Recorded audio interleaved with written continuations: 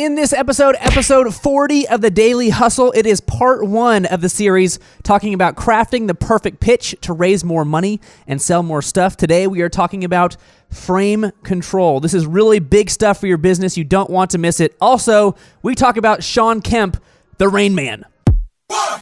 Broadcasting from the box that rocks and Thrive15.com world headquarters, it's the Daily Hustle with Daniel McKenna.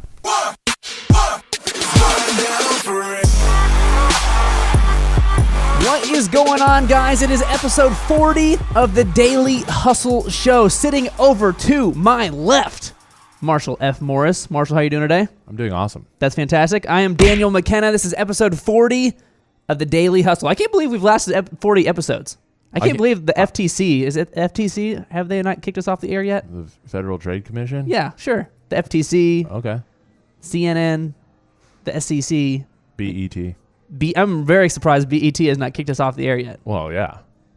Surprised you've lasted this long. Man, me specifically. I'm surprised that you've been able to wear that shirt so many times. I have worn this shirt literally every episode. Other episodes, I have other shirts on top of this shirt. That's right. Yeah. That's your undershirt. Today we are talking about crafting the perfect pitch to raise more money and sell more stuff. This is a multi-part series, and honestly, Marshall, this is really fascinating stuff. If you are in the business where you need to pitch things, pitch ideas to people, pitch opportunities to raise money, maybe you need to pitch to other businesses to sell your services, this is going to be extremely valuable for you. And today's part of this series is talking about frame control. Frame control, Marshall. The secrets behind controlling the conversation. Are you excited about this? I'm pumped. This is, by the way, this is episode 40. This could be the Gale Sayers episode, but it's the Shawn Kemp episode. Instead of Gale Sayers. Gale Sayers had his career cut short, injuries. I remember watching Shawn Kemp and being like, that is the coolest man alive. So it's Shawn Kemp, dunking on people. Just kapoof. And if you want to dunk on people in your business, you want to watch or listen to this episode. All right, let's go ahead and dive into it here, Marshall. This is all from the book Pitch Anything. Go ahead and show them the book there, Mr. Marshall. Pitch Anything from Oren Klaff. If you don't know who Oren Klaff is, I don't blame you. But basically, he used this method to raise more than $400 million. And his argument is creating and presenting a great pitch isn't an art, it's a simple science.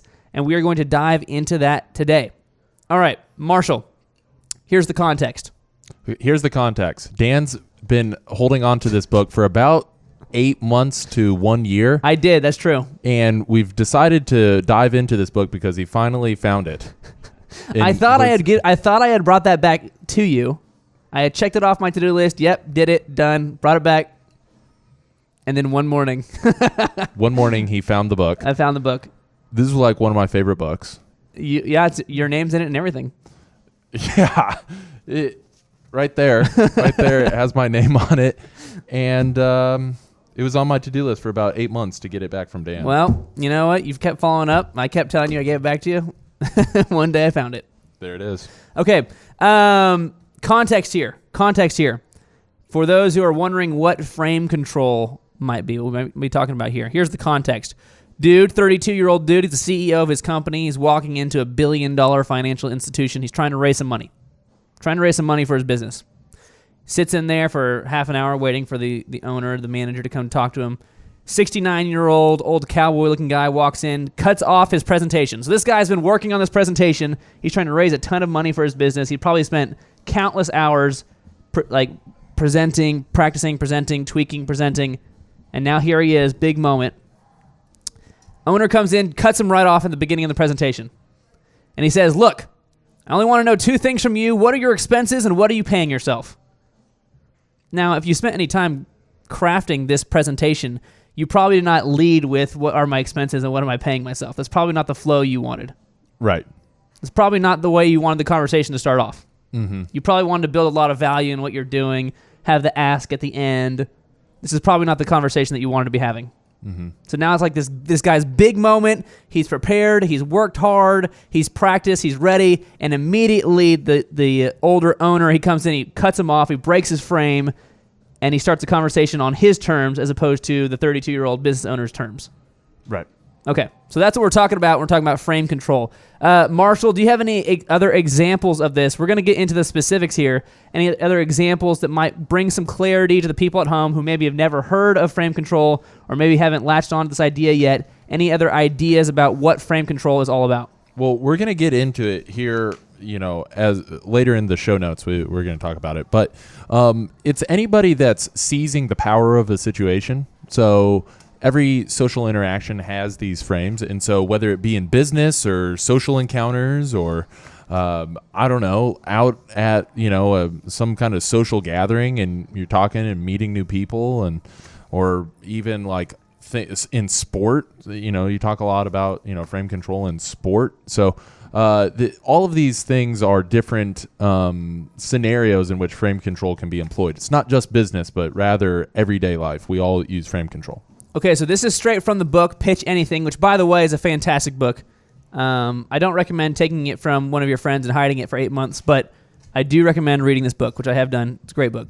Okay, this is gonna be a little bit lengthy, but this is gonna lay it out here. This could be specific stuff here for us, Marshall, and then I would like you to give your context on this, your knowledge based on what you've done with your business owners that you work with all the time. Okay, this is from the book Pitch Anything. It says, imagine looking at the world through a window frame that you hold in your hands. As you move the frame around, the sounds and images you encounter are interpreted by your brain in ways that are consistent with your intelligence, values, and ethics. This is your point of view. Yet, as we interpret the world through our frames, something else happens. Our brain process what our senses tell us, and quickly react with a series of questions. Is it dangerous? Should I eat with it? Or should I eat it or mate with it? This is the croc brain at work doing what it does best, detecting frames, protecting us from threats, and using dominance and aggression to deflect attacking ideas and information. Marshall, before we keep going, and we're going to talk about the croc brain in another episode, what is he talking about here? Well, he's saying that your croc brain, the early most part of the brain, that's where all the decision making. So immediately your brain's processing all of this information very quickly and immediately has to make a decision on what am I doing with this information? What am I to do? What is the action? This is kind of your fight or flight response. That's right. You're very primal, the way your brain interprets the things that are going on around you. Mm-hmm. Okay, so there's your point of view, and now you're coming into collision. You're colliding with another point of view or another perspective on what you're talking about. Okay, now your brain's trying to react. Whenever two or more people come together to communicate in a business setting, their frames square off and then come into contact, but not in a cooperative or friendly manner. Frames are extremely competitive. Remember, they are rooted in our survival instincts and they seek to sustain dominance. When frames come together, the first thing they do is collide. And this isn't a friendly competition, it's a death match. Frames don't merge, they don't blend, and they don't intermingle. They collide, and the stronger frame absorbs the weaker. This is what happens below the surface of every business meeting, every sales call you make, and every person-to-person business communication you have. Marshall, give us some examples here of what Oren is talking about here in the book Pitch Anything. Everybody brings their own perspective, okay? So don't think about frames, but think about some of the terms that we've used in the past. He's just putting some type of logical construct around phenomenons that already exist, that we've already seen, that we've already felt. And so when you talk about frame control and talk about frames, what we're talking about is perspective and bias and different maybe motivations as part of your business meeting, okay? And so when those perspectives clash, one perspective is going to supersede the other, okay? What Oren Klaff is talking about is no two frames, no two biases can exist in perpetuity as part of a business relationship or maybe coming to a resolution or a decision, okay? One is going to win the other, okay? And controlling that bias, being able to understand and then break those frames is so important and so valuable to sales, pitching, business relationships. So, for instance, if you are talking about frames, if you're pitching to raise money, your frame would be like saying that this is a great idea. If you give us money, it's going to be good for you and your business. And their frame might be like, this isn't a great idea. I don't know why I would give you money. And one of those frames is going to win. Sure. Yes. Or maybe you're pitching some business-to-business solution. And you're saying, I know you have a problem with this. This is how we can help you. Even though you already have somebody that does this for you, but we can do it better. That's your point of view. That's your frame. And their point of view, their frame is you're more expensive, or you are less experienced, or we already have these guys, or that's their frame, right? Boom. Is that what we're talking about? Boom. Okay. So in summary here, everyone uses frames whether they know it or not. It just happens. Every social encounter brings different frames together. Frames do not coexist in the same time and place for long. They crash into each other and one or the other gains control. Only one frame survives. The others break and are absorbed. Stronger frames always absorb weaker frames, and the winning frame governs the social interaction. It is said to have frame control. So think about it. Think about in your business. Think about times you've pitched something, sometimes that people have pitched something to you. Think about the social interaction that's going on there and the frames that are being developed around that conversation. For instance, if I am a kid and I'm asking my dad for something, his frame is one of power and of authority, and I'm asking him, I'm at his mercy saying, can I please stay the night at my friend's house? Like, he has the frame control, right? Okay, so think about that in your business settings. Who is controlling the frame? Who is controlling that conversation? Marshall, give us the example of the cop example they use in the book. He's talking about driving down the highway in California. I'm going to turn to it. Go ahead. He's talking about driving down the highway in California. You know, you're enjoying the sunset. You're enjoying the weather. The weather is perfect in California all the time, which is why it's so expensive to live there. You're driving. You're enjoying the weather. You're enjoying the sunset. And all of a sudden, you see in your rearview mirror, woo, woo, woo, and you see those lights. Hear the sound. You see those lights, and instinctively you're like, "Oh crap! Was I speeding? Where'd that guy come from?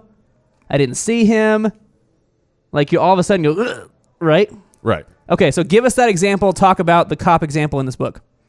Well, I think you very clearly articulated it mostly so far. I was setting the stage. Well, yeah, absolutely. So no, it's basically immediately all you see is the lights. There's different triggers. There's the red and blue lights in the rearview mirror, and immediately you're thinking, "Hey, I am at fault. I don't even know what I was doing, but I know that I'm in trouble." Okay, and so that immediate trigger of the siren and the lights, that triggers the frame where the cop has this authority, regardless of what you were doing or not doing. Who knows? But immediately you feel a sense of guilt and what was I doing, and was I going too fast, and what did the cop think that I was doing wrong?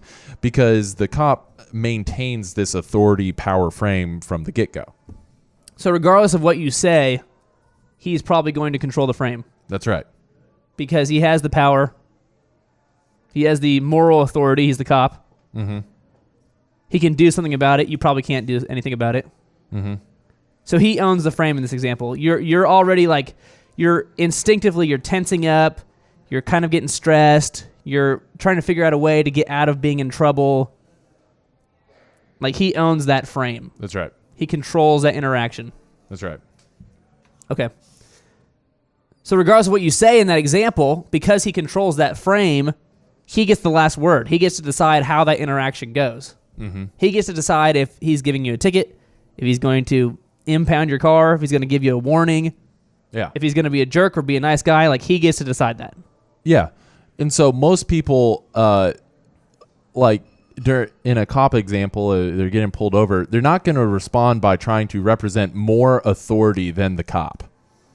They're not going to try and appeal to, "Well, sir, you should have never pulled me over. You're out of your jurisdiction. I'm a secret agent. I'm a secret agent for the CIA." They're not going to do that. Probably won't work. Because that won't appeal to the cop. So you got to pick and choose. What do most people do? They plead ignorance. I don't know how fast I was going. Or they're like, they try and represent it a very ethical position. Okay. You know what, officer? You're right. Thank you for keeping me safe on the road. They trying to, I was trying to get to work early and I was speeding. I was a little bit late. Okay. They're not going to tell the truth. They're just going to appeal to the cops, moral compass. You know what, officer? I really appreciate you keeping the streets out here safe. That's just good. like, or maybe you just go full crying mode. Just full crying. Just full mode. crying, breaking Somebody down. Somebody that's watching has done the full crying. The full cry. Oh my gosh! I'm so sorry. Oh. That's right. Okay. And so, so the quote in the book, okay, is rational appeals to higher order. Logical thinking never wins. Logical thinking never wins frame collisions or gain frame control. Strong frames are impervious to rational arguments. Weak arguments made up of logical discussions and facts just bounce off strong frames. Okay, so basically, what the book is saying here is rationale. Okay, rational arguments, logical thinking never trumps strong emotion in decision making. So if you go, well, I was going 66 miles an hour, that is a fact. Well, the cop doesn't care if you were only going 1 mile an hour over the 65 mile an hour speed limit. In fact, you have just admitted to breaking the law and going faster than the speed limit is. So the logic's never going to win. So that's why most people don't go, well, I was going, just 4 miles over the speed limit. They don't go that route because they know logic is not going to appeal to the officer. They know that this more of an emotional frame is going to break his authority frame more likely. Okay? So they have to appeal to a higher order. My analogies aren't always here's an analogy. Here's a good analogy for you. I don't even know that that's an analogy. It's an example. It's even better. It's an example. Daily hustle analogy with Dan McKenna. That's right. You know how celebrities can do crazy, crazy things, and people are like, "Bah! You see what Justin Bieber did? Hilarious. You see what so and so did at that restaurant? That's crazy." But if you or I did those things, we would just go to jail. Right. If you're because they control the frame. They control the conversation. Yeah. They're a big name. Therefore, they have some sort of power behind their name because they're a big name. Mm-hmm. So they can get away with the old slap on the wrist or pay the fine or whatever that you and I can't do. Mm-hmm. Because our frame control compared to that restaurant owner, he doesn't care who we are. That's right. But maybe if it's Justin Bieber or if it's somebody else that destroys like rock stars that destroy hotel rooms, you and I would be in serious, serious trouble if we destroyed a hotel room. But if it's a rock band, it's we'll charge a few $1,000s. It's cool. Guns N' Roses stayed here. Right. It's because they own the frame. They're controlling that conversation. They just move on from there. That's right. The key to frame control, when you are responding ineffectively to things the other person is saying and doing, that person owns the frame and you are being frame controlled. That's kind of the summary behind all this. Okay. So let's talk about what kind of frames there are. Yeah. We won't get into how to actually combat these. That's for the next episode. But these are the type of frames you will encounter, types of opposing frames you will encounter. There's the power frame, the time frame, and the analyst frame. And Marshall, can you give us a brief summary of those frames? I'll get into what you can do to attack those frames. But can you give us a brief summary for the next episode here of what the power frame is, the time frame is, and the analyst frame is? Yeah, so the power frame, okay. So the power frame basically talks about somebody of high authority. They have the power. They are coming in with, I don't care what you say because I have the power to decide. This is the cop. This is the power frame. This is the celebrity. This is representing the authority. This is representing, people in charge. Okay. Then the time frame. Hey, I know that what you're saying you feel is really important. I don't have a whole lot of time, so can you speed this up? Okay. So if you have a half-hour presentation plan and that person's like, I've got 12 minutes. Yeah. then they control the conversation because they're saying, you've got to tell me something that I want to hear in 12 minutes. My time is more important than what you have prepared. Yes.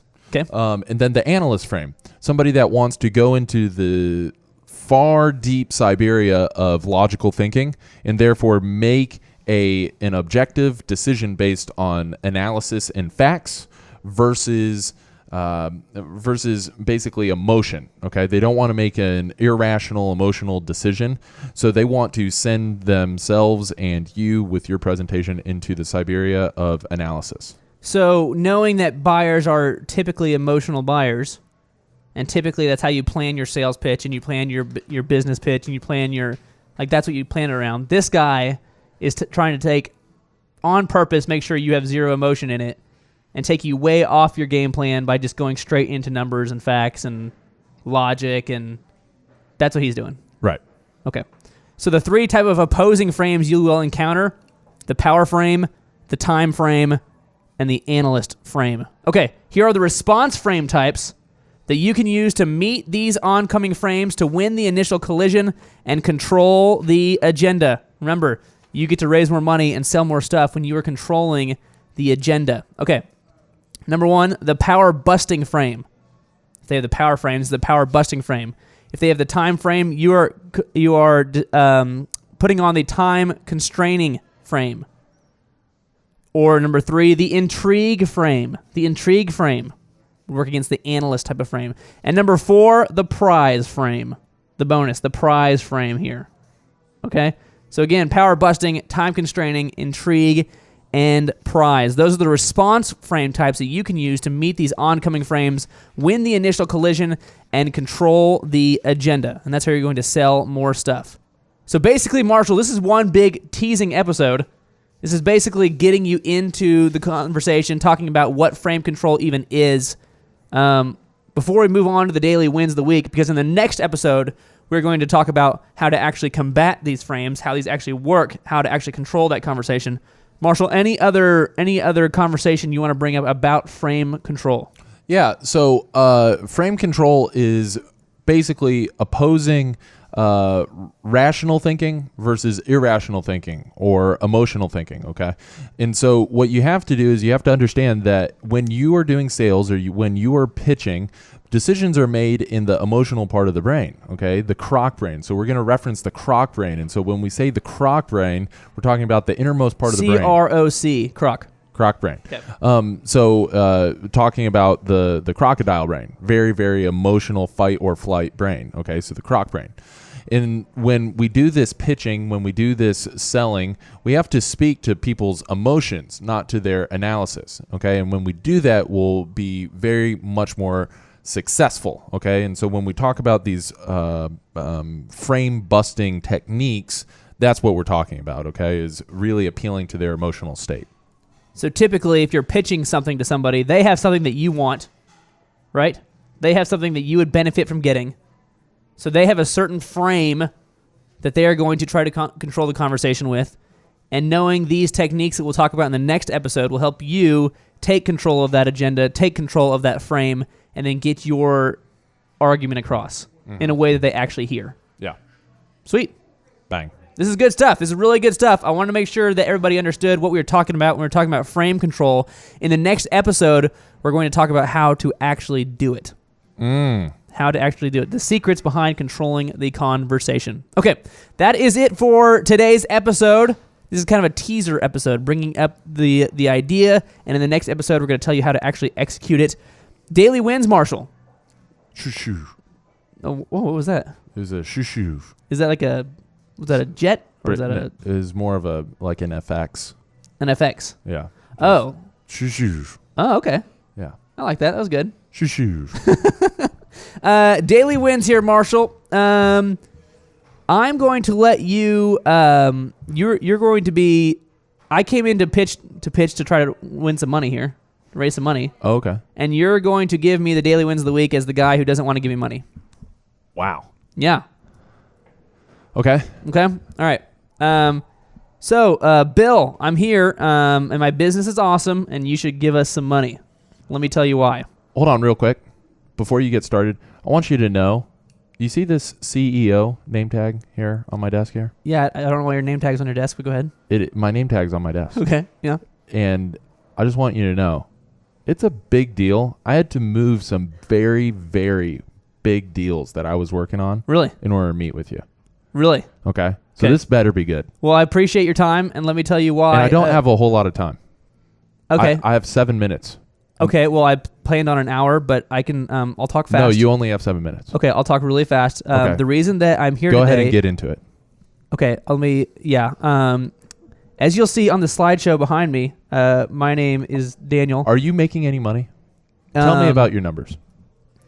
So we are pre-revenue. We are a pre-revenue business valued at $12 billion. Okay, I don't care about that. Just tell me, how much are you making? Well, me personally, How much are you asking for? $12 billion. You're asking for $12 billion. Yeah, I am. Okay, your 7 minutes is up. We got to get to the daily wins of the week. That's pretty good. That's pretty good. I like that. I enjoyed that. I hope you enjoyed that because I enjoyed that. Okay, daily wins of the week. Marshall, what do we got here for the daily wins of the week? So daily wins of the week, we got Faith Church Tulsa. Faith Church Tulsa Church here in town. You can find them at faithchurchtulsa.com. They are hosting their grand reopening. That's right. The grand reopening. The church has been around since the 1920s. 1920s, Marshall. And the membership, the growth has actually become a little bit stagnant. And so they have reopened, rejuvenated, rebranded, new marketing materials. It is awesome. And we did their website, designed an experience around attending church there. We recorded actually some podcasts. That was pretty cool with Pastor Kelly. Pastor Kelly, yeah. And now they have a number of new members joining the church. So they are treating their church in a way that businesses should treat their customers. Yeah. And now more members are joining the church. Yeah. And the church has been around since the 1920s. The membership growth had kind of become stagnant a little bit. Now they're doing some of these more modern techniques. They've updated their website. They've updated their marketing materials, starting to record some podcasts, and more people are coming. That's right. That's awesome. Bang, bang. There you go. You can check them out at faithchurchtulsa.com. They just had their grand reopening. We did all their website and all their stuff for them. If you don't know what we do, Sam, go ahead and show them. If you go to thrivetimeshow.com/workshops, you can change your business in 2 days. 16 hours is a business building extravaganza that's going to give you all the action steps you need to take these huge strides that we talk about in each one of these episodes.